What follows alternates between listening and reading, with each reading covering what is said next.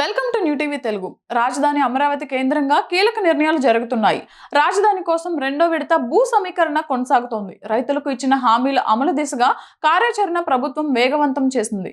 ప్రభుత్వం ఏర్పాటు చేసిన త్రిసభ్య కమిటీ వీటిపైన చర్చించి పరిష్కారం దిశగా కసరత్తు చేస్తోంది. కాగా తాజాగా రైతులతో వరుస సమావేశాలు నిర్వహిస్తున్న ప్రభుత్వం వారికి తీపి కబురు అందించింది. నిర్మాణాల వేగవంతం పైన నిర్ణయం తీసుకుంది. భూ సమీకరణకు సహకరించిన ప్రతి రైతుకు ప్రభుత్వం ఇచ్చిన ప్రతి హామీ నెరవేరుస్తామని మంత్రి నారాయణ స్పష్టం చేశారు. అమరావతి సమీప గ్రామాల్లో మౌలిక వసతులు కల్పిస్తున్నామని మంత్రి నారాయణ వెల్లడించారు. ఈ పనులు సుమారు 900 కోట్ల రూపాయలతో ప్రారంభించినట్లు చెప్పుకొచ్చారు. రాజధానితో పాటుగా గ్రామాల అభివృద్ధికి ప్రభుత్వం కట్టుబడి ఉందని చెప్పారు.